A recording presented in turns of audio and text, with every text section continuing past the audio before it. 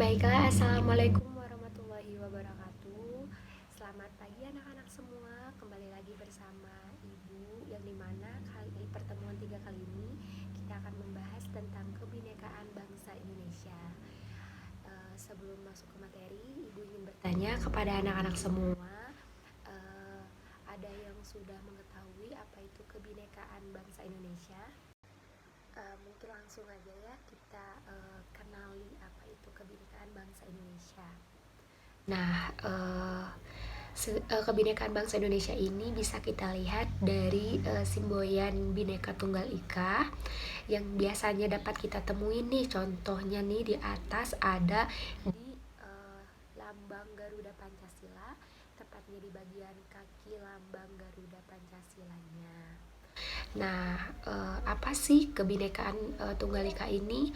Nah, bineka yaitu memiliki arti tunggal, terus bineka memiliki arti beragam, tunggal itu satu, dan ika itu artinya itu. Jadi kata bineka tunggal ika ini berasal dari bahasa Sanskerta. Terus bahasa Sanskerta ini ada di kitab Suta Soma, dikarang oleh Empu Tantular. Nah, Bhinneka Tunggal Ika ini jika disatukan memiliki makna atau arti yang dimana berbeda-beda namun tetap satu jiwa. Yang seperti kita ketahui bahwa bangsa Indonesia ini memiliki berbagai macam banyak keberagaman seperti etnis, budaya, agama, karakteristik, dan keunikan di berbagai setiap wilayahnya masing-masing. Nah, maka dari keberagaman dari itu, Indonesia ini tidak luput dengan negara yang sangat mudah terjadinya perpecahan dan konflik. Karena di samping dari keberagaman, adanya keberagaman yang Ibu tadi jelaskan, yang yaitu tentang di mana di Indonesia ini berbagai macam banyak etnis, suku-suku, budaya, terus karakteristiknya juga. Nah, hal tersebut dapat secara memicu perpecahan yang ada di Indonesia.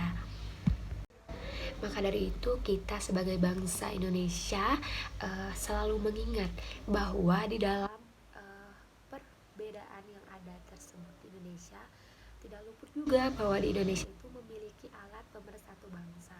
Nah, apa aja sih alat pemersatu bangsa? Nah, di sini alat pemersatu bangsa itu ada 6. Yang pertama ada dasar negara Pancasila.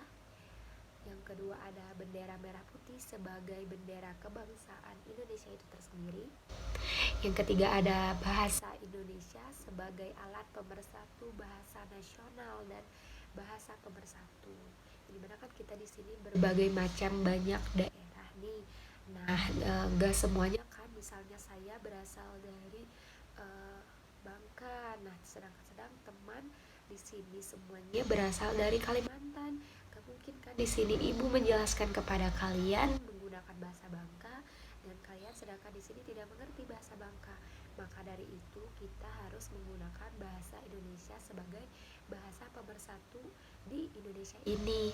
Terus yang keempat ada lambang negara burung Garuda.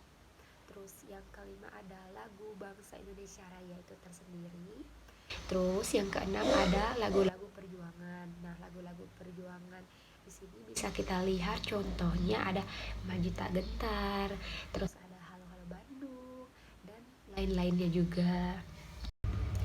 Nah, harus kita ketahui juga bahwa persatuan dalam keberagaman harus dipahami oleh setiap warga masyarakat yang mewujudkan hal-hal tersebut. Yang dimana ada 4 poin di sini. Jadi yang pertama itu ada kehidupan yang serasi, selaras, dan seimbang. Gunanya untuk ya kita sebagai berbagai macam bangsa di sini kan kita mungkin ada yang tidak serasi, ada yang tidak selaras, dan ada pun hal-hal yang lainnya. Maka di sini kita dibutuhkannya agar untuk hidup serasi dan selaras maupun seimbang juga. Nah, poin kedua yaitu ada pergaulan antar sesama yang lebih akrab. Kita di sini mungkin ada perbedaan, contohnya ya kulit, di mana ada kulit ada putih, ada sawo mateng, ada mungkin hitam juga ya teman-teman semua. Tetapi di situ jangan kita anggap sebagai konflik perbedaan satu sama lain, tetapi kita di sini dituntut bagaimana cara kita bisa menghargai satu sama lain walaupun kita di sini berbeda, karena setiap orang itu memiliki kelebihan dan kekurangannya masing-masing. Jadi faktor kulit hitam maupun putih itu tidak menjadi faktor yang utama untuk memecahkan bangsa Indonesia tersendiri. Masa kita mau di sini kita dibilang orang lain kamu kulitnya hitam terus kita marah. Nah, itu jangan dijadikan sebagai kita marah kepada orang lain hanya dikatakan seperti itu. Tetapi bagaimana cara kita menyikapi akan hal tersebut ya, dengan cara kita mengasih tahu kepada dia bahwa hal tersebut tidak baik buat diucapkan kepada orang lain. Terus yang ketiga di sini, perbedaan yang ada tidak menjadi sumber masalah. Mungkin udah Ibu jelaskan sebelumnya bahwa kita di sini jangan menjadikan suatu perbedaan menjadi masalah.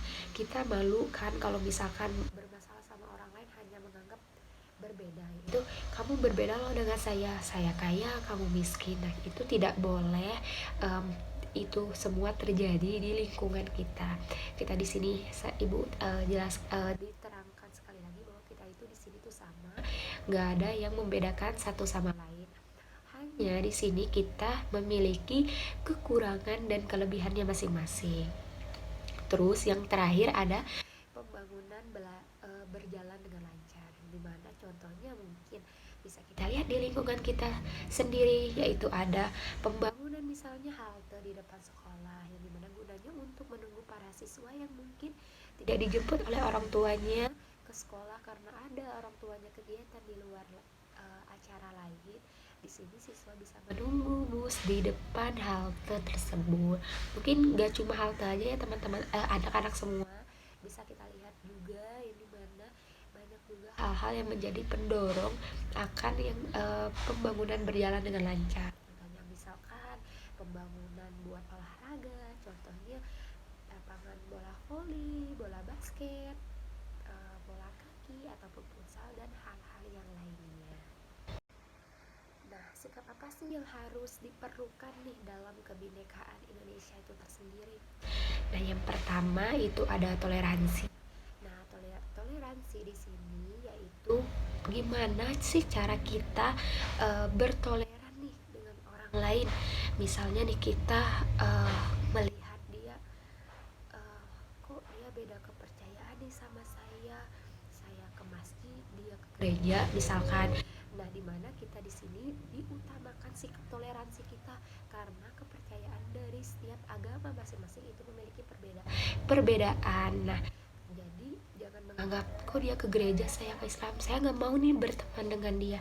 Jangan ada sikap seperti itu karena kita ini di sini memang udah diterangkan dari awal ya, memiliki banyak perbedaan maupun dari agama, etnis ataupun hal-hal yang lainnya. Jadi jangan dianggap itu menjadi perbedaan, tetapi anggap bagaimana kita mewujudkan dalam diri kita sebagai bangsa Indonesia memiliki toleransi yang sangat-sangat tinggi.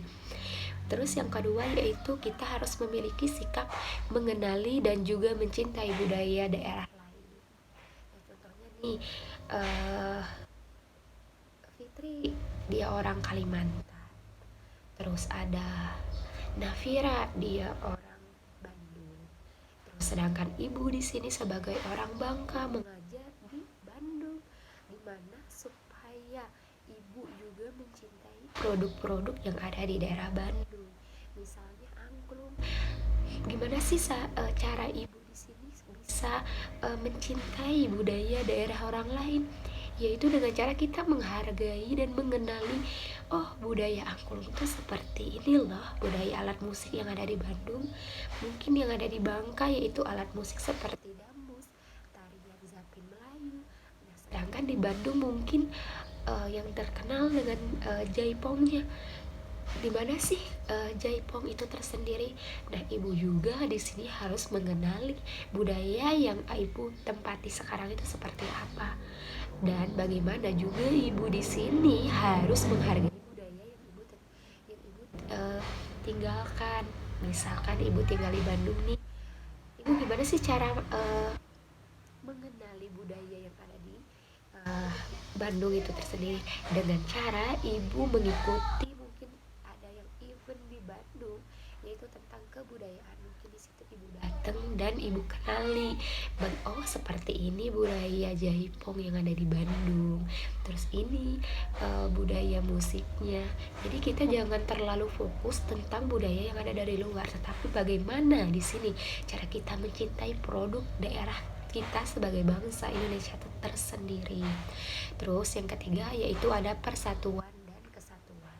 Nah, persatuan dan kesatuan di sini yaitu bisa kita tandai bahwa kita di sini walaupun kita berbeda, tetapi kita tetap satu kesatuan, yang dimana ya seperti ibu sendiri merupakan suku Melayu, di sini suku Sunda atau suku hal yang lainnya suku Dayak. Jadi kita di sini tuh walaupun berbeda tetapi tetap satu kesatuan. Terus yang keempat, di sini tidak hanya memprioritaskan kepentingan pribadi. Di sini diartikan sebagai bahwa kita sebagai bangsa Indonesia tidak boleh memiliki rasa egoisme atau egois yang tinggi, di mana kita di sini mementingkan kepribadian kita tersendiri. Contohnya, saya mempunyai ibu nih misalnya mempunyai argumen seperti ini, sedangkan Iqbal mempunyai argumen seperti ini, ya Bal. Nah itu mungkin dari teman-teman semua memiliki demokrasi nih, yang dimana teman-teman semua lebih pro terhadap argumentasi Iqbal. Nah di sini mungkin ibu tidak boleh menentang akan hal itu, tetapi ibu harus menerima dengan lapang dada, dan mungkin harus mempunyai pola pikir juga, yang dimana argumen Iqbal itu tersendiri lebih bagus dari ibu. Jadi ibu di sini harus menghargai akan hal itu, gak boleh akan hal yang sesuatu yang teman-teman semua di sini, anak-anak semua memilih voting Iqbal, dan ibu sendiri ngerasa ibu tuh gak disayang sama anak-anak semua. Terus mungkin anak-anak ngerasa lebih dekat sama Iqbal, terus anak-anak tidak memvoting ibu, tidak. Tetapi di sini bagaimana cara kita semua memiliki rasa yang berlapang dada dan menerima akan hal semua. Mungkin karena di situ Iqbal mempunyai argumen yang sangat bagus, jadi ibu gak boleh menentang akan hal itu, dan mungkin ibu juga gak boleh benci sama Iqbal dan sama anak-anak semua, karena mungkin yang dikatakan Iqbal itu sendiri itu benar. Terus yang terakhir yaitu tidak memandang perbedaan sebagai hambatan. Contohnya di sini yang sering terjadi ya, anak-anak semua mungkin perbedaan agama, yang dimana contohnya nih Mira di sini agamanya Konghucu. Terus ada lagi di sini Dandi, agamanya Buddha. Terus yang dimana kita hari ini misalnya nih contohnya hari raya Nyepi. Nah hari raya Nyepi di sini orang Buddha ini biasanya itu menyepi ya. Mungkin kalau misalkan kita ada kegiatan dari luar, terus mungkin teman-teman pada kerja kelompok nih, terus Dandi masuklah ke kelompoknya Iqbal.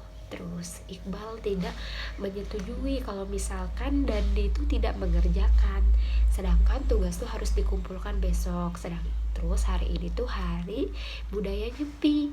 Nah kan kalau misalkan Dandi kita ngelihat dengan kepercayaan agamanya, yaitu kalau misalkan hari raya Nyepi mereka menyepi di rumahnya masing-masing, jangankan buat keluar, mungkin ada kepercayaan lain yang tidak boleh dilakukan, misalnya menyalakan lampu atau hal-hal yang apapun bergantungan dengan hari raya Nyepi itu tersendiri. Nah Iqbal tuh gak mau nih kalau misalkan dan itu tidak mengerjakan atau membantu temannya. Tetapi di sini yang kita perlu ingatkan kembali yaitu bagaimana cara kita menganggap perbedaan itu bukan sebagai hambatan. Jadi walaupun Dandi gak bisa ikut membantu kerjasama, tetapi jangan seperti itu, jangan tidak menerima Dandi di sini. Tetapi bagaimana cara kita untuk menerima Dandi sebagai tetap ada di teman kelompok kita, karena kita juga kan melihat nih alasan Dandi gak bisa bergabung bersama kita tuh karena apa, tapi karena hari raya Nyepi tersebut.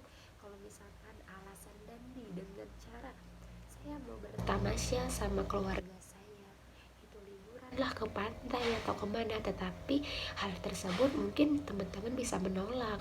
Nah, kalau misalkan alasan terlainnya yaitu dengan hal yang berkaitan dengan kepercayaan dari diri seseorang, kita tidak bisa mengganggu gugatnya karena hal tersebut sudah menjadi hal yang wajib mungkin di kepercayaannya. Jadi hal tersebut jangan menjadi hambatan kita sebagai teman-teman semua, anak-anak semua untuk saling uh, memiliki rasa sayang kepada teman-teman semua, karena kita ya ingat yang dimana di poin ketiga itu walaupun berbeda kita tetap satu kesatuan. Nah, mungkin itu tadi penjelasan materi singkat tentang kebinekaan bangsa Indonesia. Mungkin sebelumnya Ibu mau bertanya nih kepada anak-anak semua, apakah ada pertanyaan mengenai materi kita hari ini?